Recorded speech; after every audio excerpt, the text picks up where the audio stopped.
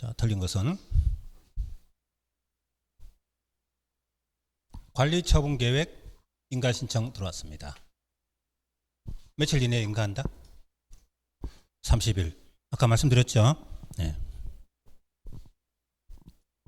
그러니까 사업계획 승인 또 사업시행계획 인가 60일 이내, 관리처분계획 인가는 30일 이내. 자, 준공인가 신청 받으면 시장 군수는 준공검사한다. 뭐 당연한 이야기고.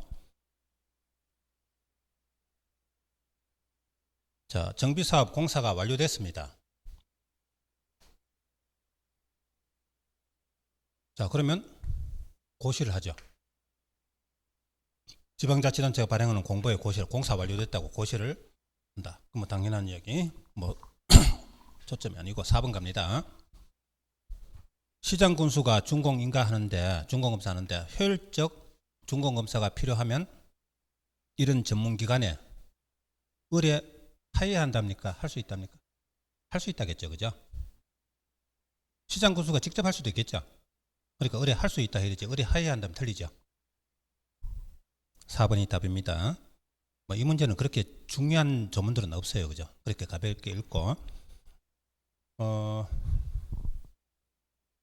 준공인가 받고 나서 완공된 건축물을 사용하는 것이 원칙이죠. 근데 준공인가 전이라도 사용을 허가할 수 있다. 누가? 시장 군수가 시행자에게 사용을 허가할 수 있다. 무슨 이야기입니까? 재개발, 재건축 하는데 공사가 거의 다 끝났어요. 나머지 마무리 공사하는데 한 달, 두 달 걸린다 이겁니다. 그러면 이미 완공된 건축물을 그죠? 아파트 다 지어놓고 늘릴 필요가 없잖아요. 준공인가 전이라도 미리 사용을 허가할 수 없다. 허가할 수 있다. 예.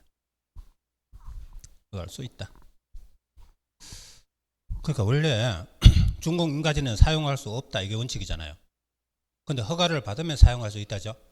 그럼 허가제라는 게요, 일단은 금지된 것을 하고자 할 때는 허가 받으면 금지가 해제되는 거, 그게 허가제거든요, 그죠? 준공인가제는 사용할 수 없다, 허가 받으면 사용할 수 있다, 이런 이야기입니다. 25번 건축법의 용어.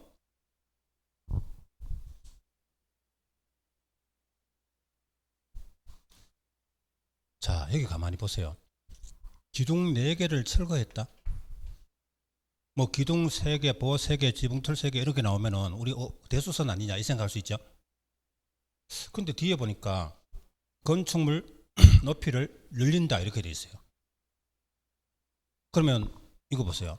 건축물 있는 대지에서 건축 면적, 연면적, 층수, 높이, 자 이런 것을 늘린다.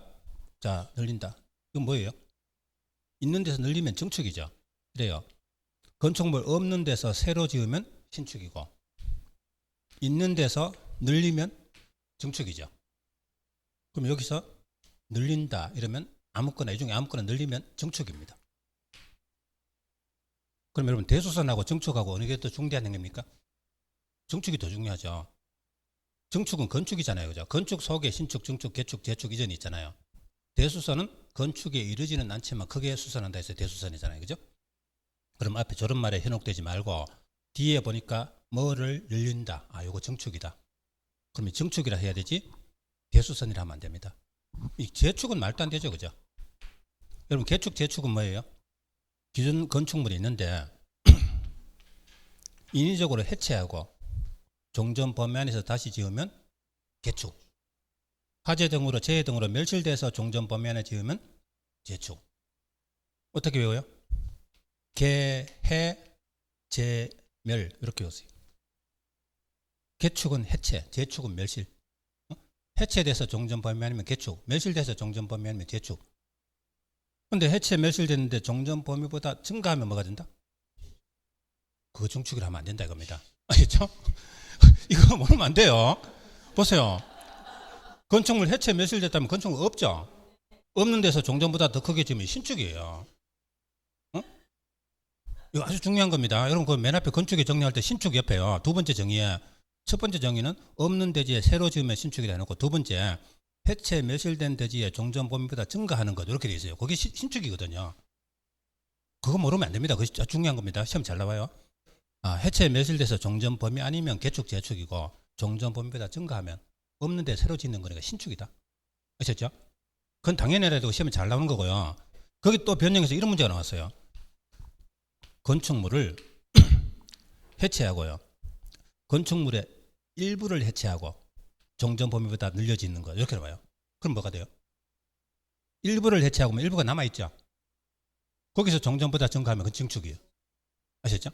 그냥 해체 멸실하고 이래버리면 완전히 없어졌으니까 종전보다 증가하면 그건 신축인데 일부를 해체하고 하면 일부가 남아있다는 거니까 거기서 종전보다 증가하면 그건 증축이 되는 겁니다. 여기까지 시험 나왔어요.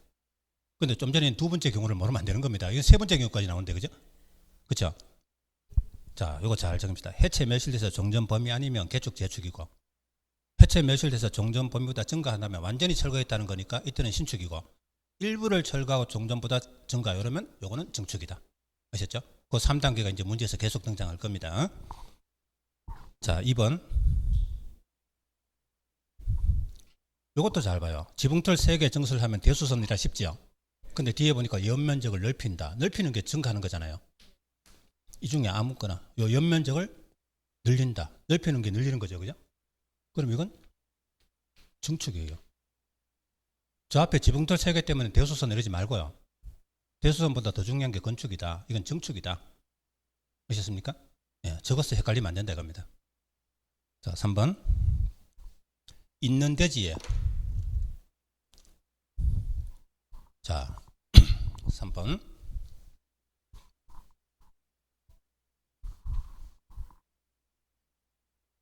기존 건축물 있는 대지에 무엇인가 늘리는 것.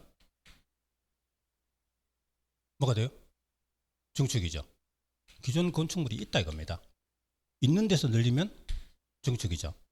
없는데 새로 지으면 신축이고, 있는데 늘리면 증축이고. 요 본질 단어를, 그죠? 요걸 잘 익히면 돼요. 4번. 자, 우리 대수선의 정의가 나오죠. 그럼 대력벽은요, 대수선은 맨 처음에 내력벽 증설 해체, 기둥보 지붕틀 증설 해체. 증설 해체는 무조건 대수선입니다. 근데 수선 변경 나올 때는 내력벽은 벽면적 30제곱미터 이상 수선 변경, 기둥보 지붕틀은 각각 3개 이상 수선 변경. 그때 대수선입니다. 근데 그 밑에 나온 주계단, 피난계단, 특별 피난계단, 그죠? 이런 거는 증설, 해체, 수선, 변경 무조건 대수선입니다. 주계단, 피난계단 이런 거는 방화벽, 구역 이런 거는 수선 변경이 규모 관계없이 수선 변경만 나와도 대수선입니다. 근데 또 한 가지 중요한 거는 증설, 해체, 대수선은 전부 허가고 수선 변경, 대수선은 전부 신고입니다. 아셨어요? 수선 변경, 대수선은 신고 대상 건축물에 들어가요. 근데 증설, 해체, 대수선은 무조건 허가 대상입니다. 그거 알아두시면 돼요. 그러면 여기 보세요. 내력벽 벽면적 30제곱미터 이상 수선 변경할 때 대수선이죠. 그럼 이 수선 20제곱미터는 대수선 아니죠. 20제곱미터 X하고 밑에 30 이상, 30 이상이라 대수선이다. 자, 5번. 아까 주계단, 피난계단, 특별피난 같은 거는 수선 변경이란 말이 나오기만 해도 대수선 그랬죠. 예. 그러니까 이거는 수선 앞에 아무 규모 없어도 그냥 대수선입니다. 그래서 정답 5번이에요. 출제하는 사람들이 예리하게 거기까지 딱딱 문제를 내는 겁니다. 그죠? 예. 자, 26번. 건축법 적용받는 것은 건축법을 적용하지 않는 건축물이 있었죠. 선로부지 안에 운전 보안시설, 문화재, 임시지정 문화재, 고속도로 통행료 징수시설, 수문 이런 거 전부 다 적용하지 않는 건축물이 있었죠. 컨테이너를 이용한 창고, 컨테이너를 이용한 창고가 적용하지 않는 건축물이죠. 주택은 적용합니다. 아시죠? 컨테이너를 이용해서 주택으로 사용하면 건축법 적용받아요. 창고를 이용할 때 적용하지 않는 겁니다. 그죠? 그래서 이 창고를 주택으로 살짝 바꿔서 속여놨습니다. 주택이 아니고 창고. 그래서 정답 1번입니다. 자, 27번. 그러니까 컨테이너 가져와가지고요. 창고로 쓰면 그냥 써도 되는데 주택으로 쓰면 건축법 적용받아가지고 절차 거쳐야 됩니다. 그죠? 신고를 하든지 뭐 해야 됩니다. 자, 27번. 사전 승인. 자, 이 사전 승인이 좀 복잡한 제도죠. 잘 정리해야 됩니다. 여러분, 건축 허가권자가 원칙이 누구죠? 시군구청장이죠. 근데 예외로 특광시장이 건축허가권자인 경우도 있죠. 어떤 경우? 특광시에서 대형 건축물 21층 이상, 연면적 10만 제곱미터 이상, 10분의 3 이상 증축으로 위규모, 공장 창고는 제외. 그렇죠? 요게 특광시에서 특광시장이 허가하는 경우입니다. 근데요, 21층 이상 10만 제곱미터 이상을 만약에 도지역의 시군에서 건축한다면 허가권자는 누가 된다? 만약에 이천시에서 21층 건축물 건축한다. 허가권자 누구다? 시장군수입니다. 이천시장입니다. 그죠? 시장. 서울시에서 21층 이상이면 서울시장이 허가하는데 이천시에서 허가하면 그거는 시장이 허가합니다. 시장군수. 자, 근데 보세요. 특광시장하고 대등한 사람이 도지사인데 그럼 도지역에서는 도지사가 건축 허가를 하는 게 아니고 시장군수가 허가를 합니다. 도지사는 허가권자가 아니에요. 그 대신에 시장군수는 이런 대형 건축물은 허가하기 전에 미리 도지사로부터 사전 승인을 얻어야 돼요.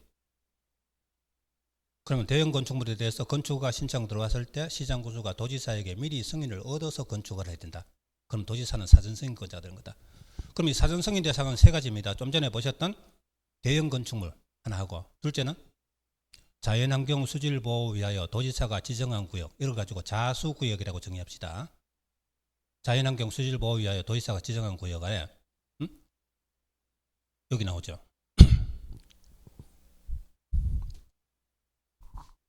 자, 여기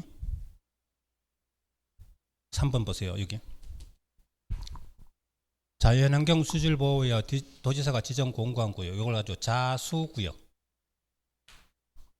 이 구역에 3층 이상 1000제곱미터 이상 011 위숙. 여러분 요약 자료에 적혀 있을 겁니다. 자, 여기 011 위숙, 그래서 위락시설이나 숙박시설이나 뭐 일반 업무시설 이런 게 있어요. 그러면 여기 가만히 보세요. 자수구역이죠. 위숙할 때 위락시설이죠. 근데 3층 1000제곱미터 이상일 때만입니다. 3층 1000제곱미터 둘 중에 하나만 되면 돼요. 근데 2층은 3층 이상 아니죠. 요 1000제곱미터 이상 아니죠. 둘 다 아니다. 그럼 이건 사전 승인 대상 아니다. 이렇게 됩니다. 사전 승인 안 받아도 돼요. 만약에 하나만 해당되면 3층 이상만 됐으면 이거는 시장군수가 도지사 사전 승인 얻어야 돼요. 근데 이거는 사전 승인 대상 아니니까 시장군수가 직접 허가만 하면 됩니다. 사전 승인 대상 아닌 거죠. 그죠? 그럼 위에 두 개는 보세요. 아까 10분의 3 이상 증축해서 위규모를 했죠. 근데 10분의 2 증축했죠. 10분의 3 이상 증축해서 이렇게 되는 증축허가를 사전 승인 받는 건데 10분의 2 증축하면 사전 승인 안 받아도 돼요. 시장군수가 바로 허가하면 됩니다. 연면적 어때요? 아까 21층 이상, 연면적 10만 제곱미터 이상, 10분의 3 이상 증축해서 위규모, 공장 창고 제외 이런 말 했죠. 이 창고는 제외잖아요. 공장 창고는 시장군수가 바로 허가하면 돼요. 사전 승인 안 받아도 돼요. 공장 창고 제외라 그랬잖아요. 그죠? 5번에는 아까 자수구역 그랬는데 자수구역, 역시 자수구역입니다. 요거 좀 전에 했던 겁니까? 그건 3번이죠. 그죠? 3번하고 5번이 둘 다 자수구역이죠. 둘 다 3층 1000제곱미터 이상이라 해야 되죠. 근데 봐보니까 둘 다 3층 이상 1000제곱미터 이상 아니잖아요. 위수은 맞는데 둘 다 3층 1000제곱미터 이상이 아니다 이겁니다. 그러니까 사전승인 대상이 아닌 거예요. 근데 4번은 어때요? 주환경, 교육환경 보호 위하여 도지사가 지정한 구역, 이 구역을 주교구역이라고 합니다. 아까 자수구역은 3층 1000제곱미터 이상인 011 위숙이고 주교구역은 위숙이기만 하면 돼요. 보세요. 요 주교구역에 위숙이기만 하면 되죠. 사전승인. 3층 규모 관계없죠. 그죠? 그러니까 주교구역에 숙박시설이니까 사전승인 대상이다 이렇게 돼요. 여러분 자수구역하고 주교구역하고 어디가 더 엄격해요? 주교가 더 엄격하죠. 주교는 위숙이기만 하면 사전승인 받아야 된다 이겁니다. 자숙은 3층 1000제곱미터 이상일 때만 받는 거고. 그래서 여기는 사전승인 대상은 이거다. 이거는 3층 1000제곱미터 이상이 아니니까 사전승인 대상 아니고 주교는 위숙이기만 하면 사전승인 대상. 그래서 답이 4번 되겠습니다. 해설해 그죠? 그런 거 다 적혀 있어요. 잘 한번 읽어보시고. 이 사전 승인 대상이요. 이렇게 적혀 있어요. 여러분 해설지 이렇게 밑에 잘 있습니다. 그죠? 이거 가지고 복습을 잘 하시기. 여기서 점수 차이가 갈려요. 이 사전성인 대상에서 그죠? 잘 맞추는 사람 못 맞춰서 점수가 갈라집니다. 예. 자, 28번 용도 변경. 용도 변경 다 할 줄 아시죠? 예.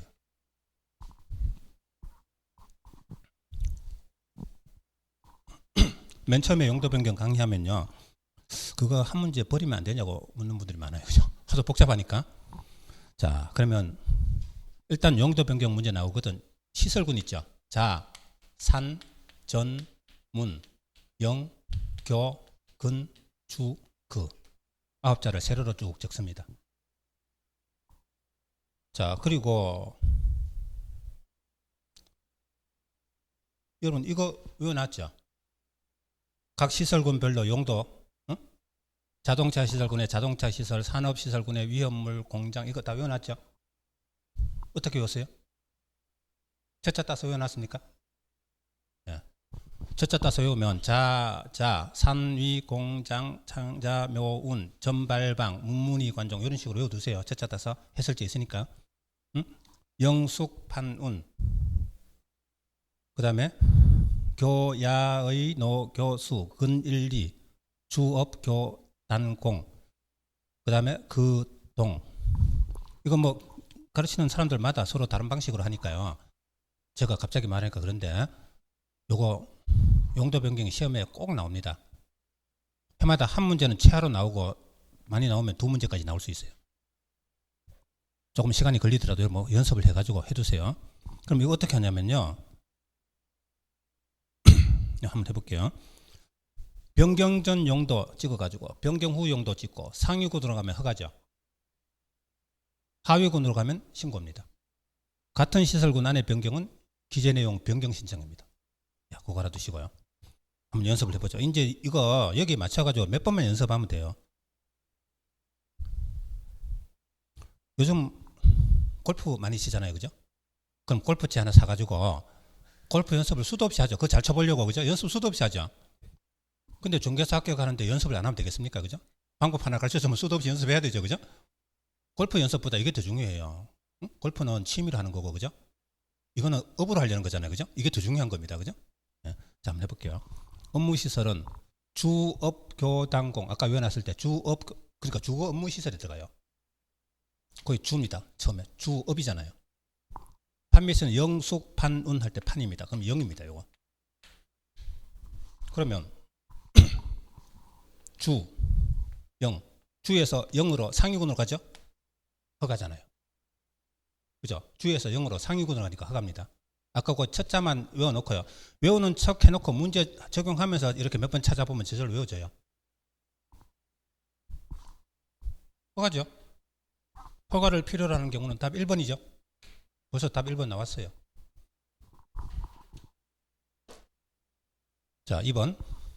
숙박시설의 숙. 영숙, 판운의 0이죠. 일종근생은 근, 1, 2. 근. 응? 일종근생, 이종근생 있죠. 근린생활시설군입니다. 근, 1, 2. 그러면 0에서 근으로 하위군으로 가니까 신고잖아요. 신고죠. 허가 아니죠. 자, 3번. 장례식장은 산위공장 할 때, 산위공장 할 때 장이 산업시설입니다. 산업시설군. 종은 문무니 관종 할 때 문입니다. 그럼 산에서 문으로 하위군으로 가니까 신고죠. 수련시설은 교야의 노교수 교입니다. 공동주택은 주업교단공 주거무시설군 주죠. 교에서 주로 하위군으로 가니까 신고. 요거 9자 적어놓고 거기 딱딱 적용하면 돼요. 공장은 산리공장, 산이죠. 근데요, 똑같이 공짜로 시작해도 공장은 산업시설군이고 공동주택은 주거무시설군입니다. 그거 주의하시고. 그 다음에 운수시설은 산업시설군인데 운동시설은 영업시설군이에요. 그런 거 조금 차이 나고요. 그럼 여기 보세요. 공장은 산, 관광휴게시설은 문무니 관종의 관이죠. 그죠? 문. 그럼 산에서 문으로 하위군으로 가니까 신고. 됐죠, 그죠? 요 문제를 솔직히요, 여러분 한 3문제만 풀어버리면 다 터득해 버립니다. 아시죠? 이런 용도 변경 문제를 한 3문제만 해보세요. 싹 다 해결됩니다. 예. 그래서 정답은 1번 되겠습니다. 29번 도로 건축법상 도로.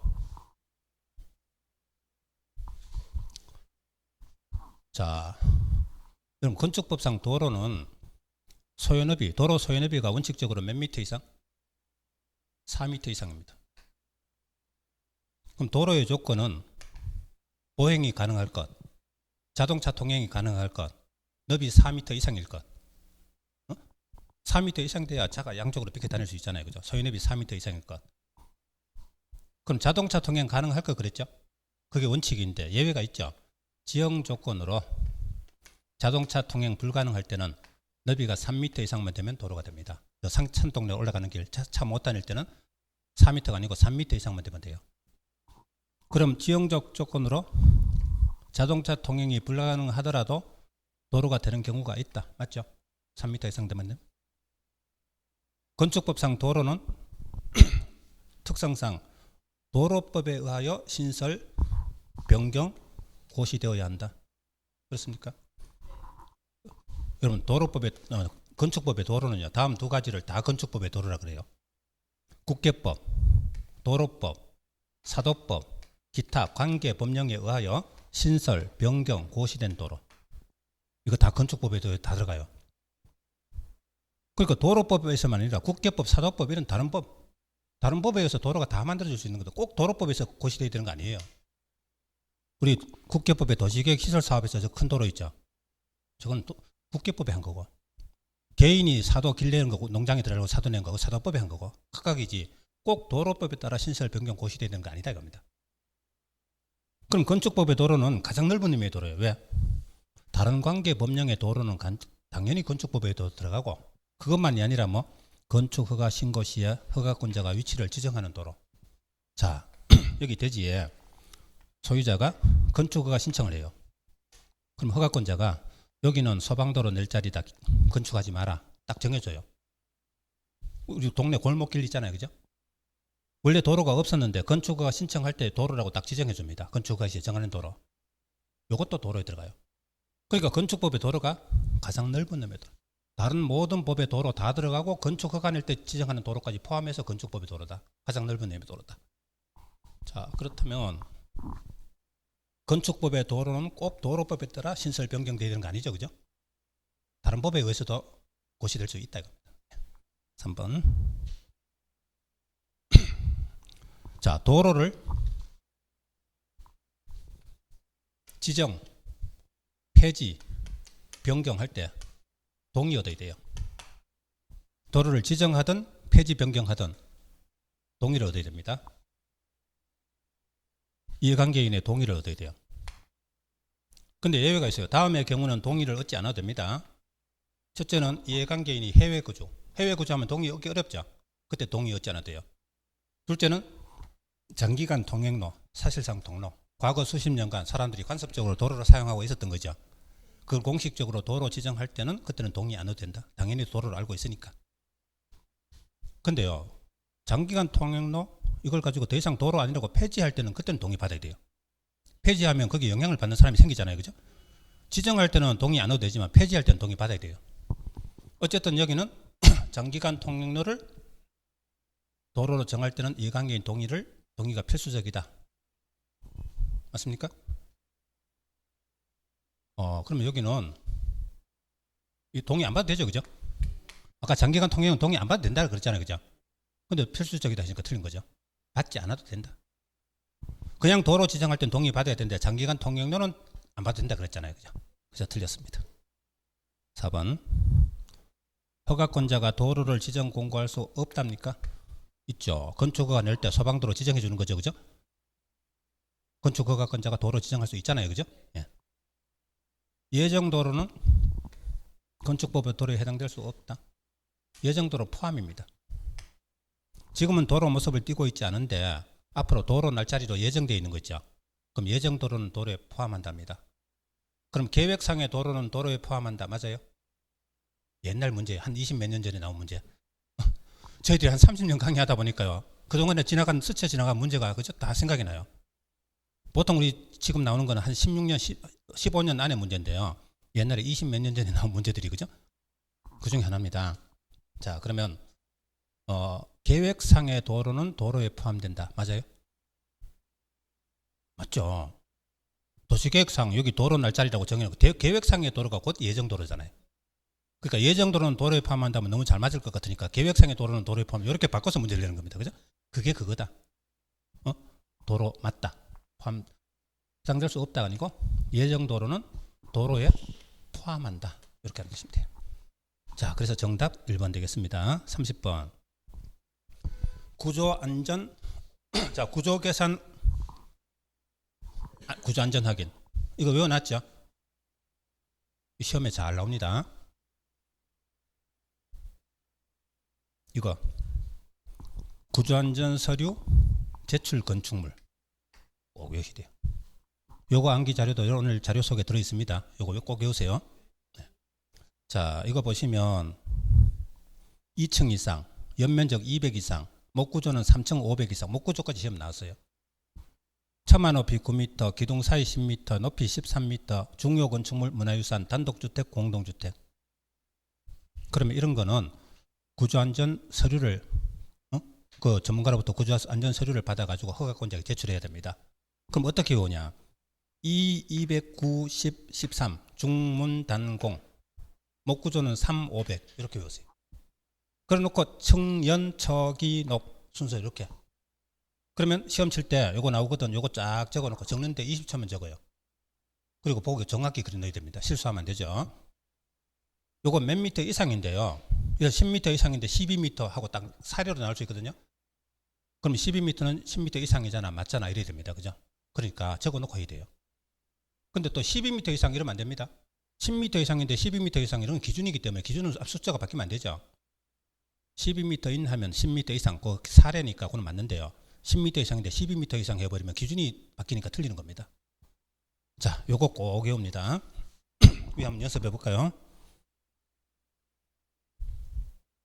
그럼 좀 전에 그거 적어놨다 치고 구조안전 서류 제출 건축물 아까 몇 층 이상?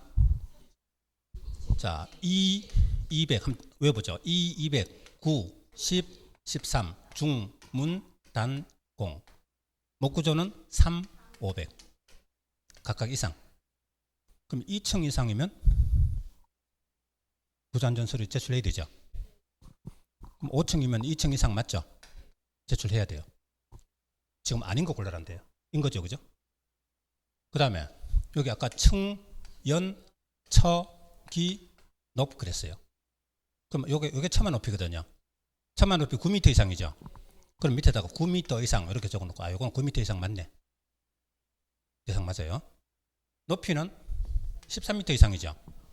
높이는 13m 이상인데 요건 15m 맞잖아요. 연면적은 200 이상이죠. 200 이상인데 1500m이니까 200 이상 맞죠. 근데 기둥 사이는 기는 10m 이상이죠. 기둥 사이는 10m 이상일 때 대상인데 8m는 10m 이상 아니잖아요. 그래서 아닌 거 이겁니다. 그죠? 예. 그러니까 요거 딱 적어 놓고 보고 그려 넣으면 정확히 답이 나오죠. 그죠?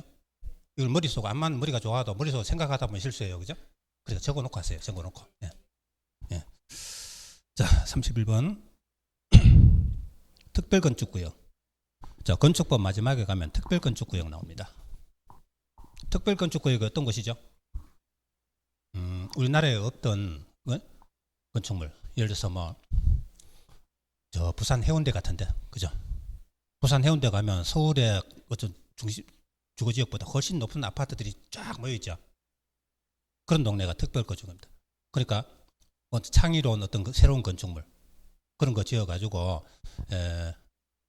그걸 이용해서 어떤 새로운 건축법 제도도 개선하고 자, 이런 건축물인데요. 그런 특별 건축구역을 지정해가지고 건축법이나 기타 법령의 규정을 강화한다, 완화한다? 완화죠. 그거 강화하면 그렇게 못 짓죠, 그죠? 건축법의 규정을 완화하거나 어떤 규정은 적용 배제, 적용하지 않거나 어떤 규정은 통합 적용하거나 이렇게 하기 위해서 일부러 정하는 구역, 법을 좀 변형해서 적용할 수 있는 구역, 이런 걸 가지고 특별건축구역, 뭐 해운대나 인천, 송도나 뭐 그런 지역입니다. 자, 그럼 이 지역에 대해서 옳은 것은 그럼 이 특별건축구역 지정하는 지역은 개발지역일까요? 보전지역일까요? 개발지역입니다. 그럼 정비구역은 개발지역, 보전지역? 개발지역이죠. 그럼 정비구역에는 특별건축구역 지정할 수 있다, 없다? 있다겠죠. 그러니까요, 여기 있는 이 많은 걸 외우지 말아야 합니다. 이런 걸 외울 생각하지 말고요. 개발지역에 지정할 수 있고 보전지역에 지정할 수 없다, 이래 알면 돼요. 그러면 개발제한구역에, 접도구역에 이런 데는 지정할 수 없다. 정비구역, 도시개발구역 이런 데는 지정할 수가 있다. 아셨죠? 예. 그렇게 쉽게 공부해 나가야 돼요. 자, 2번. 여기 나오네요. 개발 제한구역, 특별건축구역 지정할 수 없다겠죠. 개발 제한구역은 개발하지 말라는 동네잖아요. 그죠? 지정하면 안 되겠죠. 그죠? 네. 3번. 특별건축구역 지정 신청 들어오면 15일 이내가 아니고 30일 이내. 30일 이내에 건축위원회 심의를 거친다. 이거는 별로 중요한 거 아닌데 고쳤는 겁니다.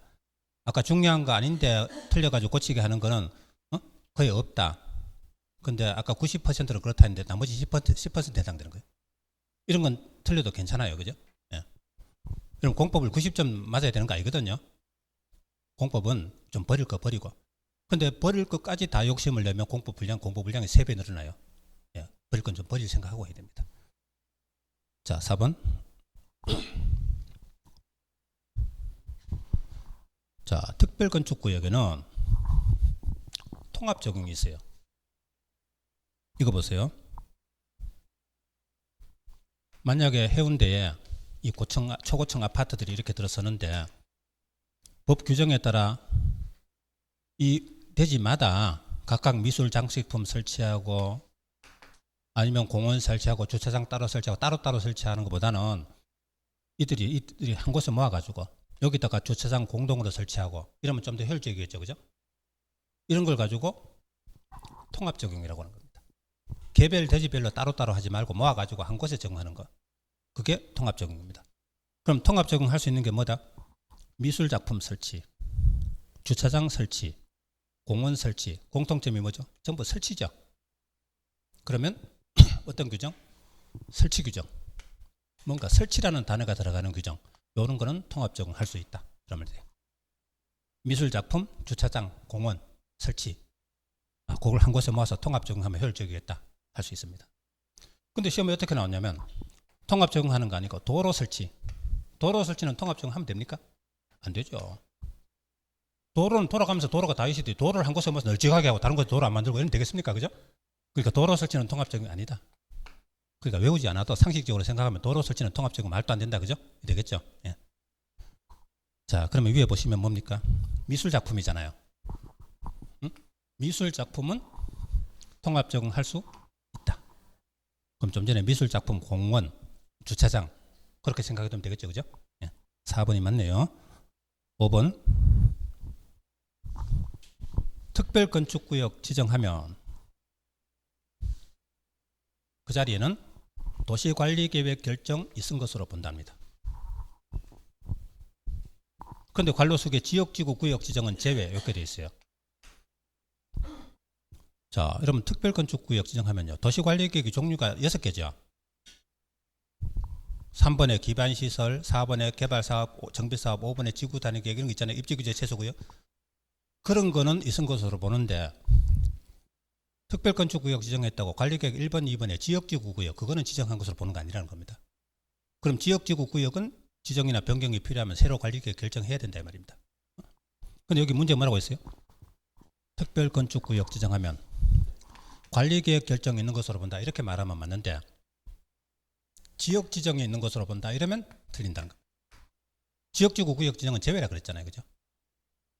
관리계획 결정이 있는 것으로 보지만 관리계획 중에 1번, 2번 지역지구구역은 있는 것으로 보는 거 아니다. 그런 거 필요하면 새로 관리계획 결정해야 된다 이 말입니다.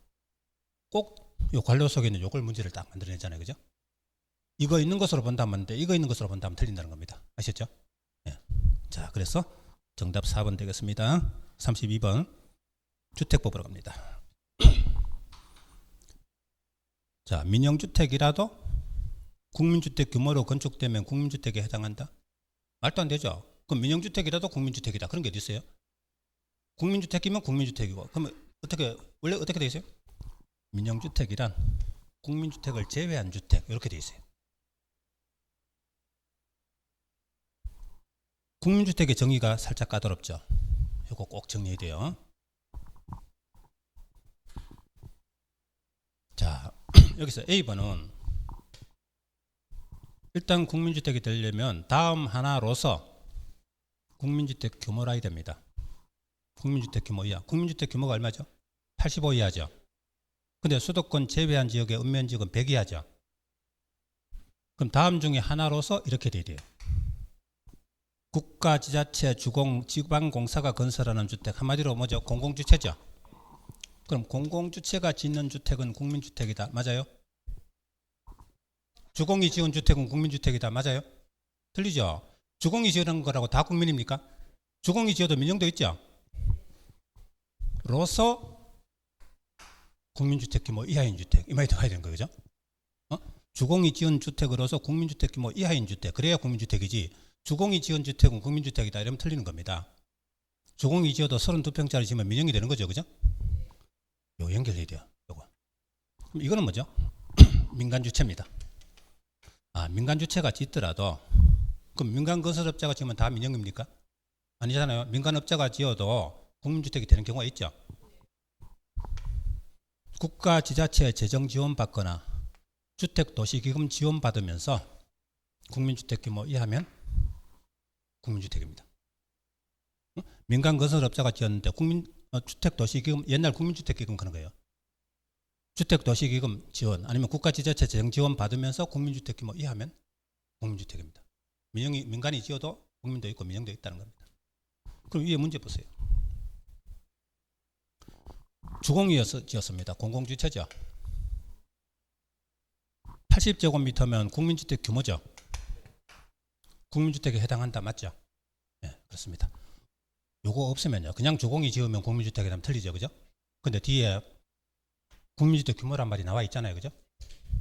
국민주택 규모란 말은 안 써놨는데 80제곱미터 해놨으면 국민주택 규모다. 그러니까 국민주택이다. 이렇게 되는 거죠. 그죠? 네. 자, 3번.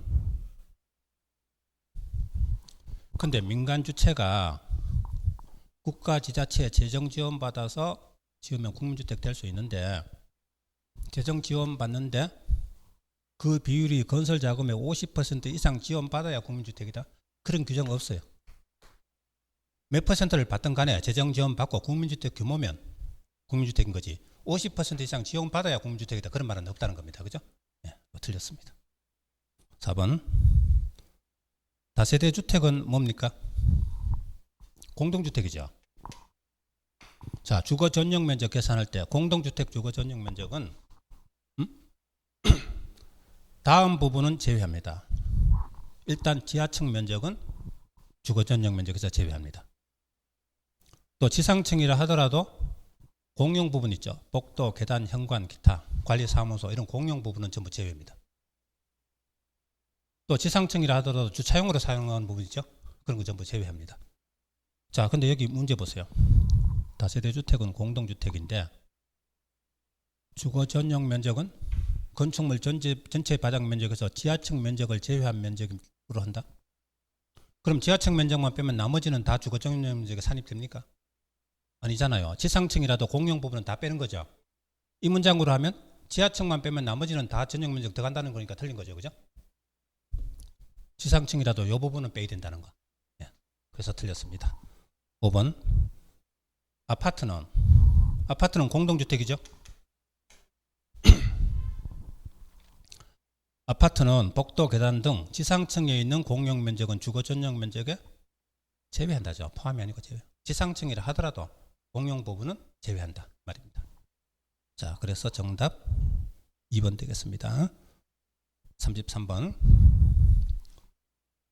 주택건설사업, 대지조성사업 등록. 여러분 주택법에 등록사업자 아시죠? 어떤 정도 건설하면 등록해야 됩니까? 연간. 여기 보세요. 연간 단독 20% 이상, 공동 20세대 이상, 도생은 30세대 이상, 그리고 대지 조성 1만 제곱미터 이상, 그 중에 하나를 하려는 자는 등록해야 한다. 누구에게? 국장에게 등록해야 한다. 이렇게 등록한 자를 등록사업자라고 한다. 근데 20% 20세대 만제곱미터 이상이죠. 근데 사업계획 승인 규모는 30% 30세대 만제곱미터 이상이죠. 아세요? 예. 자, 사업계획 승인은 30% 30세대 만제곱미터고 등록사업자는 20% 20세대 만제곱미터. 차이점은 등록 요건 이거는 연간 1년에 짓는 거 합쳐서 이야기고, 사업계획 승인은 한 번에 사업계획 속에 들어가는 규모가 30% 30세대입니다. 자, 그건 나중에 또 하고요.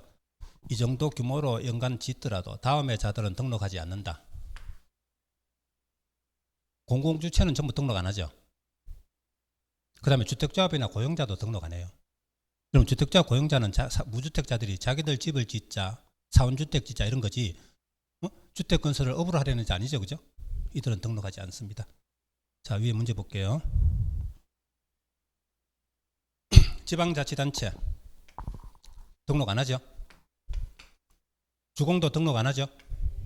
전부 공공주체니까. 3번에 지방공사는 등록 안 하죠. 그러니까 이것도 틀렸다 이러면 안 됩니다. 끝에 말을 잘 봐요. 요거는 등록해야 한다는 거, 등록하지 안 해도 된다 해놨어요. 그리고 지자체는 지방공사는 등록하지 않아도 된다니까 맞는 말이죠. 너무 성급하게 보다 보면요 깜빡 실수하는 겁니다. 그죠?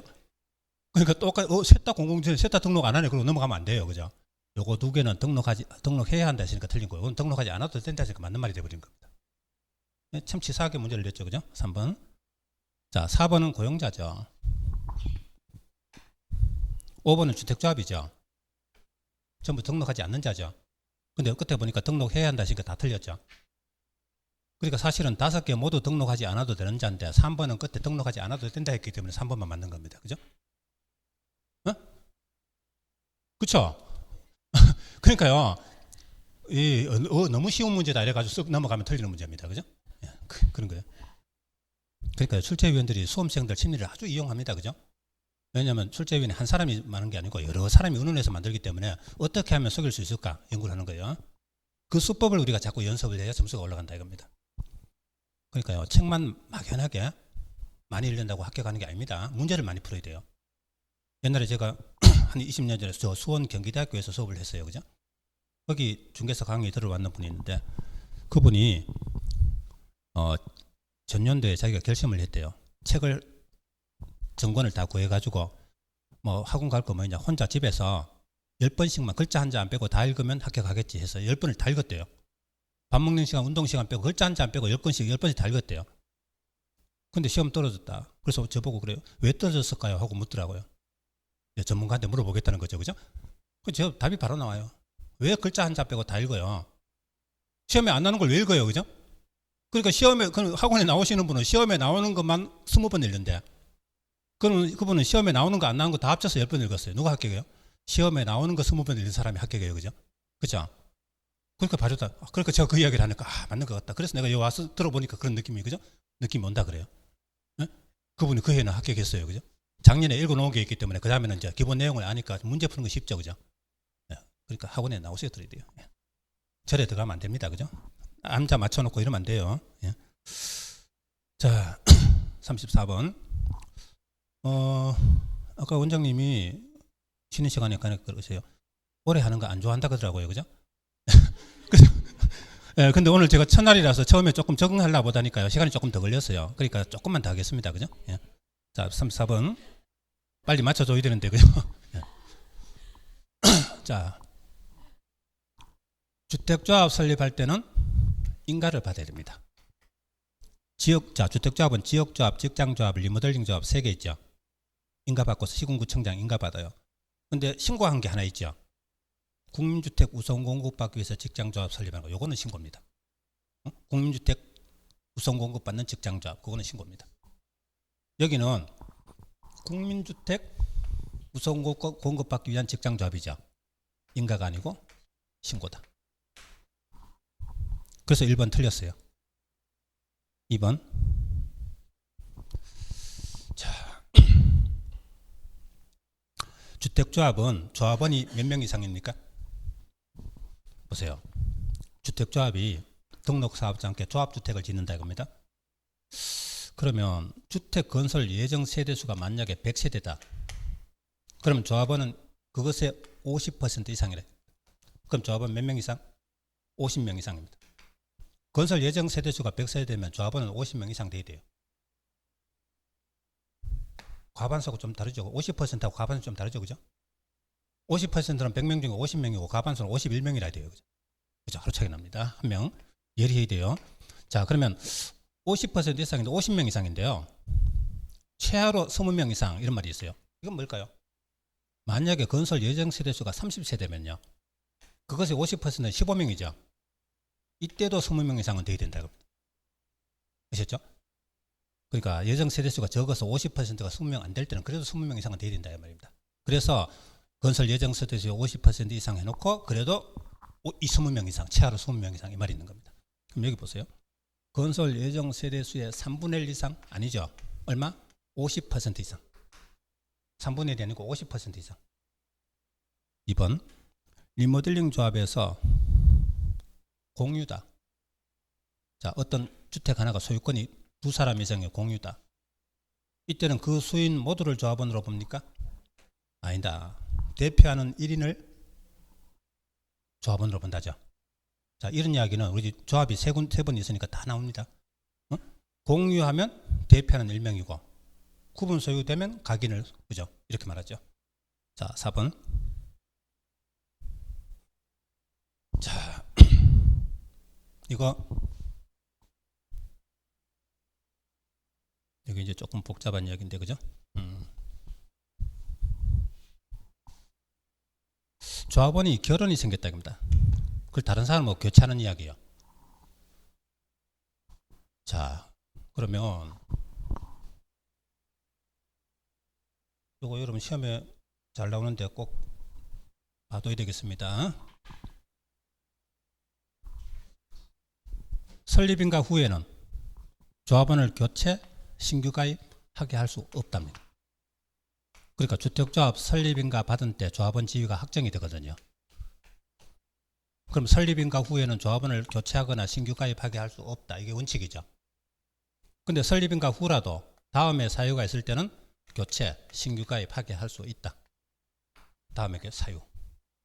그 사유가 추, 사, 양, 무, 탈, 주 6개입니다.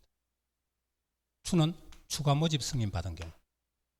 자, 처음에 조합 건설 예정 세대수가 100세대고 50% 이상 그래서 조합원을 딱 50명 모아놨어요. 그래서 설립인가를 받았습니다. 근데 다른 사람들이 자기들도 조합원 하겠다고 막 신청이 들어와요. 그래서 조합에서 시군구청장에게 추가 모집 승인 신청을 했어요. 20명 더 조합원 되겠다고 추가 모집 승인 신청을 했어요. 시군구청장이 승인해 줬습니다. 그러면 새로 20명 신규 가입시켜도 되죠. 행정청으로부터 승인을 받았잖아요. 그죠? 그러면 원래는 설립인가 후에는 교체 신규 가입 안 되는 건데 추가 모집하겠다고 시군구청장의 승인을 받았으니까 20명 신규 가입시켜도 된다. 그게 첫 번째입니다. 근데 요거는 그래도 건설 예정 세대수 범위 아니라 돼요. 건설 예정 세대수가 100세대죠. 그럼 원래 50명에서 추가 모집하면 20명 추가 모집은 되겠지만 60명 추가 모집은 됩니까? 안 되죠. 그럼 조합원이 110명 되고 건설 예정 세대수는 100세대면 나중에 10명은 분양 못 받잖아요. 그죠? 그러니까 그 건설 예정 세대수 범위 안에서 추가 모집 승인 받을 수 있다.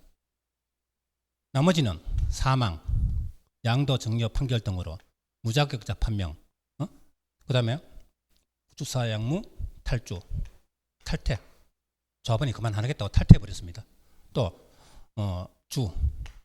주택 건설 예정 세대수 변경. 그러면 요거는 전부 다 결혼 발생범입니다. 만약에 10명 결혼됐으면 그 10명 빠진 만큼만 채울 수 있습니다. 더는 안 되고요. 첫 번째 예정 세대수면 요건 결혼 발생범이에요. 근데 마지막에 탈주 요거는 요것 때문에 건설 예정 세대수의 50% 미만이 됐을 때만 교체할 수 있습니다. 위에 4개는 여기서 사망이다. 사망 같으면 70명인데요. 2명이 사망했다. 그럼 68명 두 자리 비었죠. 예정 세대수 50% 미만 아니죠. 50% 이상이죠. 그래도 그 자리를 바꿀 수 있어요. 그러니까 요 사양무 이거는 빠지면 빠진 인원만큼 무조건 채울 수 있어요. 근데 탈주 요거는 그것 때문에 50% 미만 됐을 때만입니다. 자 보세요. 70명인데 두 사람이 탈퇴했어요. 두 사람 빠져도 68명이죠. 예정 세대수 50% 이상이죠. 그때는 교체 못해요. 신규가 못 시켜요. 근데 만약에 50명이었는데 두 사람 빠지면 48명 됐죠. 예정 세대수의 50% 미만 돼버렸죠. 이때는 신규 가입시킬 수 있다 이겁니다. 그러니까 결론은 탈주 요거는 50% 미만 됐을 때만. 그럼 이거 어떻게 기억할 거냐. 추, 사, 양, 무, 탈주 6자 해놓고 요거는 건설 예정 세대수 범위, 요거는 결혼 발생 범위. 그때 탈주는 50% 미만 됐을 때만. 시험 칠 때 이렇게 딱 적어놓고 문제집 풀면 됩니다. 요게 시험에 최근에 시험 나왔어요. 그죠? 나중에 한번 적용해 보세요. 그죠? 연습하면 돼요. 그럼 요 문제만 하고 나머지는 시간 뭐 너무 하면 안 되니까 그죠? 나머지는 여러분 댁에 가서 해설지 읽어보고 그죠? 예, 그래도 이해가 안 되는 건 다음 시간에 저한테 질문하세요. 그죠? 예, 그러면 되겠습니다. 자, 그러면 요거 문제 적용시켜 볼게요. 1번, 2번. 자, 2번이죠. 그죠? 자, 지역주택조합입니다. 아, 요건 했죠. 2번. 자, 3번, 4번입니까? 네, 4번. 자, 조합원이 사망했습니다. 3번 안 했어요? 했잖아요. 공휴일 땐 대표하는 일명 했잖아요. 그죠? 예. 예. 예. 자, 4번 보면은 조합원이 사망했습니다. 근데 사망해가지고 건설 예정 세대수의 2분의 1 이상을 유지하고 있다면 조합원을 충원할 수 없답니까? 여러분 2분의 1 이상 50% 이상 하는 거는 요거죠. 탈주 두 개죠. 그죠? 나머지는 50% 이상이든 미만이든 무조건 교체할 수 있는 겁니다. 그죠? 탈주만 그렇습니다. 그럼 사망은 2분의 1 이상 유지하고 있어도 충원할 수 있다. 그 빠진 자리를 채울 수 있다. 없다가 아니고 있답니다. 그 다음에 5번. 설립인가 받은 후에는 추가 모집한 경우에는 추가 모집 승인 받으면 교체할 수 있죠. 근데 어쨌든 추가 모집해가지고 변경하면 변경인가를 받아야 됩니다. 보세요. 조합원이 새로 추가 모집됐으면 조합원이 새로 늘어났잖아요. 그죠? 변경이 생겼으니까 변경인가를 받아야 되는 거예요. 설립인가는 새로 받아야 됩니다. 그래서 답 몇 번? 5번.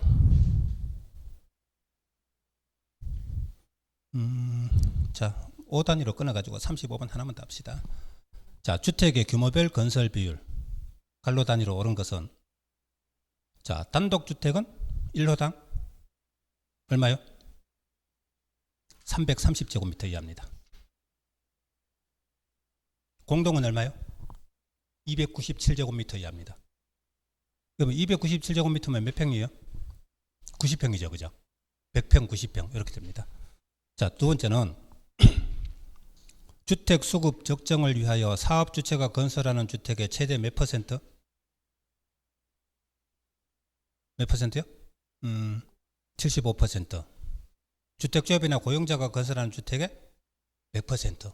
범위 안에서 국민주택 규모로 건설하게 할 수 있다. 자, 보세요.